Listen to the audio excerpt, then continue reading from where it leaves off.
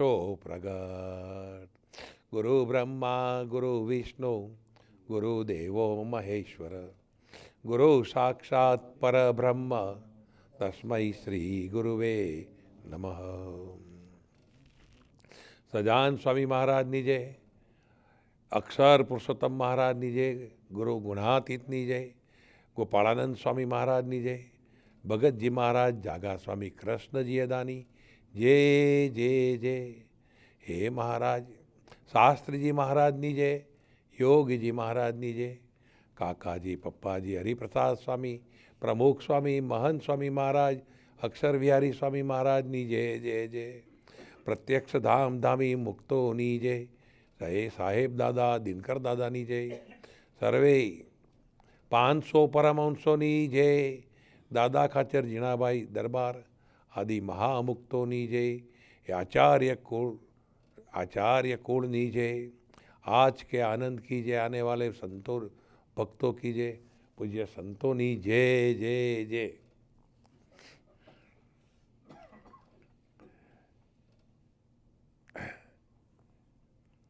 મહારાજ બીજા ધર્મવાળા ઘણા બધા વિચાર કરે કે સ્વામિનારાયણ ધર્મનું કામ આટલું બધું કૂદકે ને ભૂસકે કેવી રીતે આગળ વધી રહ્યું છે. સ્વામિનારાયણ ભગવાનને આ પૃથ્વી પર આવ્યા ને હજી તો 232 વર્ષ થયા, તો પણ આટલું બધું સમાજ અને એટલું નહીં, ઠેર ઠેર એવા મંદિરો થઈ ગયા. મેં વર્ષો પહેલાં કાકાજી સાથે ટ્રીપમાં હતો ને મેં પૂછ્યું કે પ્રભુપાદ સ્વામી 1970માં 70 વર્ષની ઉંમરે આવ્યા. શું આજે આપણે તો એમ માની લે 70 વર્ષે ગરડા થઈ ગયા, અને 70 વર્ષની ઉંમરે આવ્યા અને એ સ્ટીમરમાં આવ્યા પાછો. બોલો કેવું વિચાર કરો, સ્ટીમરમાં આવ્યા હશે ત્યારે એને 1 મહિનો લાગ્યો હશે. કોઈ ભક્ત કે કોઈ ઓળખાણ નહીં. ન્યુયોર્ક અને વોશિંગ્ટનના ગ્રાઉન્ડમાં બેસીને હરે કૃષ્ણથી શરૂ કર્યું. અને આજે એની એટલી બધી મૂવમેન્ટ ચાલી. આપણે જાણીએ છીએ કે આખા આ ગોરાઓને સત્સંગ કરાવો, ધોળા લોકોને, અમેરિકન પ્રજાને એને સત્સંગ કરાવી દીધો. કેવું એમાંથી એટલું નહીં અમેરિકાના લોકો સાધુ બી બન્યા, એટલો નહીં અમેરિકામાં એના મંદિરો બી બની ગયા. અને એ સંતોએ એના જે સાધુઓ બન્યા એમણે બી ખૂબ દાખલો કર્યો છે. કોઈ બાન આપે, કોઈ અપમાન કરે તોય એરપોર્ટ પર ઊભા રહી એને ભગવદ્ ગીતા વેચે, એવું કામ કરતા. કોઈ તુચકારો બી કરે, કેટલી બુકો મફત બી આપે. પણ જે પ્રજાને આપણે વિષયી માનીએ, જે પ્રજાને આપણે વિષયી માનીએ, જે પ્રજાને આ આત્મજ્ઞાન બાબતની કોઈ દિશા નથી, અપ ટુ બોડી કોન્શિયસ સત્ય છે, એ લોકોને માં ભગવાનનું જગાડવું અને એને વિષય વ્યાયામ અને વ્યસનથી મુકાવવા એ કેટલું અઘરું હશે. પણ એ ચૈતન્ય મહાપ્રભુના અવતાર જેવા હતા. એની પાસે કાંઈ બીજું હતું નહીં, પોતે ભણેલા હતા, પણ એવા ભૂલકાના ભાવથી હરે કૃષ્ણ કૃષ્ણ કૃષ્ણ હરે કરતા હતા. તો એણે એવો મંત્ર ચૈતન્ય જગવ્યો કે જેને લઈને આટલા બધા મંદિરો થઈ ગયા. પેરિસની અંદર એનો એક સારામાં સારો ગાયક કહેવાય, સિંગર, એમણે એમનો બંગલો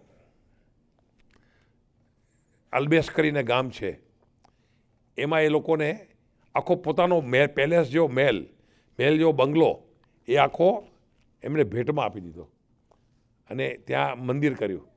અમે મંદિરમાં હું ને દિનકરભાઈ બંને ગયા હતા અમે પેરિસમાં, અને 1995માં અને ત્યાં અમે શિબિર કરેલી. શું વિચાર કરો, અહીંયા કે ભગવાન કૃષ્ણની દ્વારિકા કેવી કહેવાય? સોનાની નગરી કહેવાય.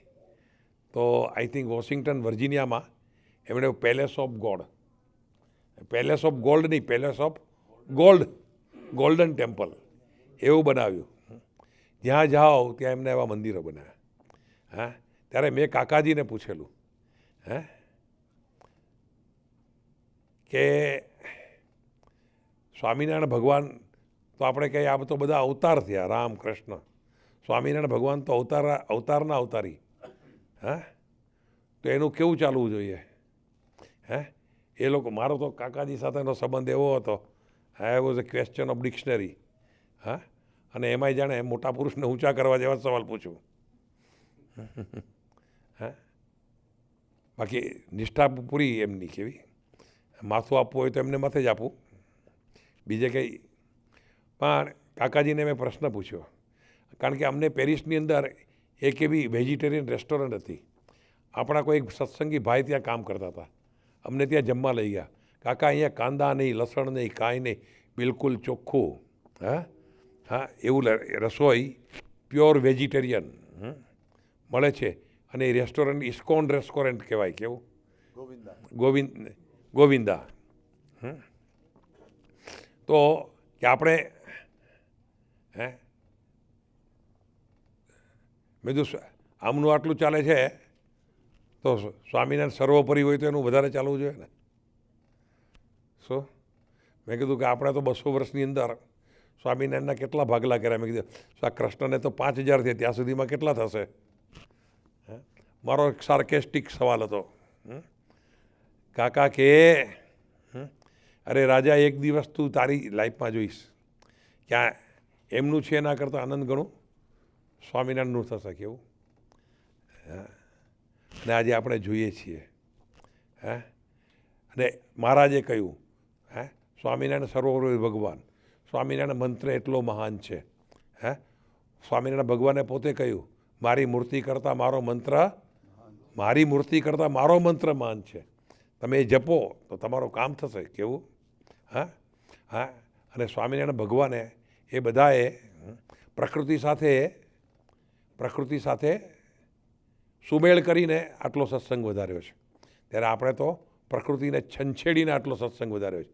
હા, ગુણાતાનંદ સ્વામી ગયા, કોઈ સંત આવ્યા કે તમે હું તમારા માટે શું લેતા આવું? હા, તો કે હું આ હિમાલયની યાત્રા પર જાઉં છું, ફરવા જાઉં છું, તો કે 2 સ્ત્રી ધનના ત્યાગી હોય એવા સંત લેતા આવું છું. કેવું? તો પહેલાં તો શેઠ હતા, મોટા બધે ફરવા નીકળ્યા, બધું જોયું, બધું મળ્યું, પણ એક ના મળ્યું. કેવું? કે મહારાજ કે તમે મારું લાવ્યા, સંપેતરું લાવ્યા, તમે કહેતા હતા ને તમારા માટે કે શું લેતો આવું? કે મહારાજ આખી દુનિયા ફરી વળ્યો, કેટલું બધા તીર્થાટન કરી વળ્યો, પણ આવા સાધુ તો ક્યાંય મળ્યા નહીં. હા, એ સ્વામિનારાયણ ભગવાને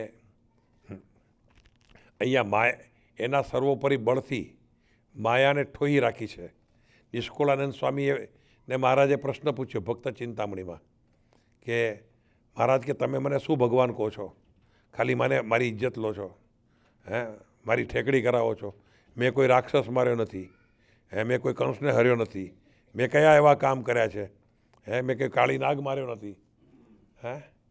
મહારાજ કે આ બધા દુશ્મનો કરતાં અમારા મોટામાં મોટા દુશ્મન કામ, ક્રોધ, લોભ, શ્વાસ, સ્નેહ, માન, એના ઉપર જે વિજય અપાવ્યો છે તો આપણી કરુણા મૂર્તિને લઈને છે.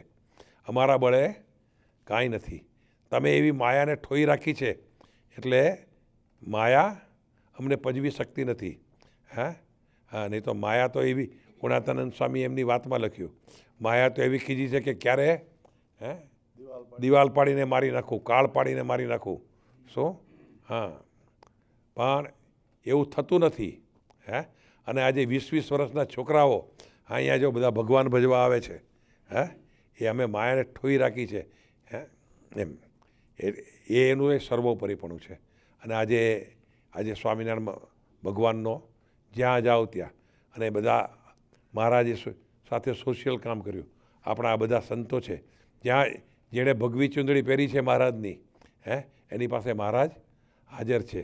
એનામાં આપણે મહારાજના દર્શન કરીએ, એમને એવા ભાવથી પૂજન કરીએ, એમની ભાવથી સેવા કરીએ, તો આપણું કામ થઈ જાય. તો એવા સંતો આજે આપણે ત્યાં આવ્યા.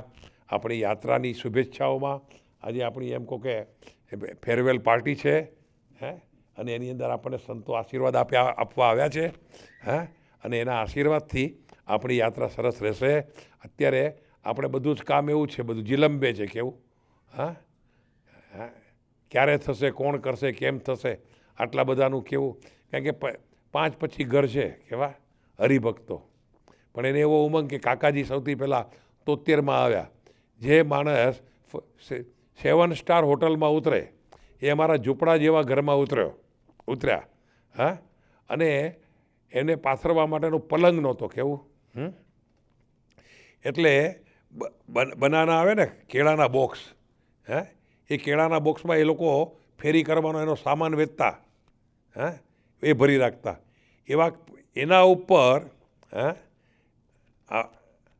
આપણે ક્યાંકથી ગાદલું લાવીને નાખેલું. કેવું? અને એના ઉપર નવી ચાદર બિછાવી અને કાકાને સોવડાયેલા. અને 10 દિવસ કેવું? અને કોટડી જેવડી બાથરૂમ, અને એમાં સંડાસ જઈને પછી એના ઉપર પાટલો મૂકી અને નાહી લેવાનું. પણ એવાની અંદર જ્યારે 10 દિવસ રહ્યા ત્યારે એ દર્શન કરી, પપ્પાજી અને બધી બહેનો એ ગયા હતા કે આવામાં તો કાકાજી જ રહી શકે. કેવું? ક્યારે અમીરી ને ક્યારે ફકીરી. કેવું? એમ આપણા સંતો ગમે તેવા સંજોગોમાં સચેતન, સક્રિય, ક્ષમતાપૂર્વકનો સાક્ષીભાવ રાખીને જીવે એવું કાકાએ જીવી બતાવ્યું. હવે આજે આપણે ટ્રીપમાં જઈએ છીએ, આપણું કાંઈક સચવાયું ન સચવાયું, આપણે સગવડતા મળી કે ન મળી, પણ આપણે તો એ માનવું કે આપણે પંકજભાઈને કમ્પ્લેન નહીં કરવાની, આ શું છે, તમે આવું કેમ છે, તમારે તપાસ કરવી જોઈએ ને. બધી એક દિવસનો સવાલ છે. કેટલો? એમ કે આજે એક જ દિવસ છે. આપણે think positive, rest will follow. જો મારા ગુરુ આવી તકલીફની વચ્ચે જીવ્યા હોય, અને એ ગુણાતી જ્ઞાન સંદેશો આપ્યો હોય, તો આજે આપણે એવા તૈયાર થઈએ કે આપણે એમાંથી કંઈક શીખીએ કે અમને અમારું કાંઈ ન સચવાયું કે અમને કંઈ તકલીફ પડી તો પણ હે મહારાજ, એ બી અમારા જ્ઞાનની કસોટી છે માની. અમે હસતા રમતા આનંદ કરતા તારા તાલે તાલ રહીએ, બસ. અને ભગવાન અને ભગવાનના ભક્તોના ગુણ લઈએ, બધાનું બધું જ ગમાડીએ, એવી આપણે મહારાજને ચરણે પ્રાર્થના કરીએ છીએ. અને સંતો એમાં આપણામાં ભળે, એવા 500 પરમહંસો સાથે બધાને યાદ કરી આપણને સૌને આશીર્વાદ આપે કે આપણી સૌની યાત્રા સારી રહે, કોઈ બીમાર પડે નહીં, અને આપણી વચ્ચેનો સુરતભાવ વધે. મને ખબર છે સંતોએ બી, આ સંતોએ પણ એટલી જ વિચરણ કરેલું છે, કે મહારાષ્ટ્રની અંદર વિચરણ કરેલું છે. કેવું? બહુ. અને મને ખબર છે રાજુભાઈ પાસેથી હું મરાઠી ભાષાના વચનામૃત હું વાસદ મંદિરેથી 10-10, 15-15 કોપી લઈ જતો હતો. કેવું? શું અમારે કોઈક એવા મુંબઈમાં મરાઠી હરિભક્તો હોય એને આપવા માટે, શું પછી કોઈક અહીંયા અમારા મરાઠી હરિભક્તો એને આપવા માટે બી 5-10 કોપીઓ લાવેલો. કેવું? એટલે એ લોકોએ આખું વચનામૃત મરાઠીમાં ટ્રાન્સલેશન કર્યું છે. ત્યાં બી એવો મહિમા પધરાવ્યો છે. હું પણ ત્યાં એ બાજુ ઔરંગાબાદ ને બાજુ જાઉં છું. અને ગુણાતાનંદ સ્વામી ડોશીઓને ક્યાં ગામમાં વાત કરી? બુરાનપુર. બુરાનપુરમાં પણ હું જઈ આવ્યો છું. ખાસ કે મહારાજ જ્યારે આખી બધી યાત્રા કરીને આવ્યા અને પહેલી વાર જ્યારે આવ્યા ત્યારે બુરાનપુર ગામમાં રહ્યા હતા. અને આજે પણ ત્યાં એવું મંદિર છે, ત્યાં મહારાજની પ્રસાદીની મૂર્તિ છે, એના દર્શન કર્યા છે. આપણે તો ધન્યવાદ આપીએ કે જેના ભગવાન આવા હોય, શું જેના નિર્માની હોય ભગવાન, એના ભક્તને ઉપજે કેમ માન. એમ આપણે ક્યાંક આપણું અબે તબે થાય, કોઈ માનનું ખંડન થાય તો આપણે એવું ખોટું લગાડ્યા વગર બધાનું બધું ગમાડવું. કેવું? મારા છે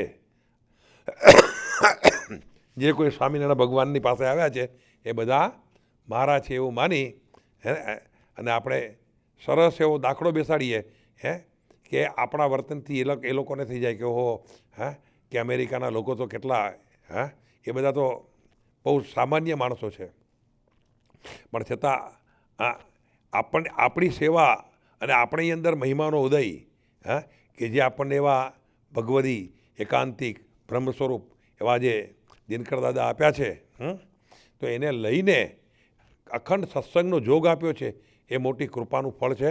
અને આપણે એવા ગામમાં બેઠા છે કે જો રાજુભાઈ થકી આજે આવા સંતોના પણ આપણને દર્શન થાય છે. હા તો હે મહારાજ સ્વામી હે સંતો તમે અમને એવું બળ આપજો કે અમારી બધાની તબિયત સારી રહે, અમારો સમયો સરસ ઉજવાઈ જાય અને બધા આનંદ કરીને પાછા આવીએ.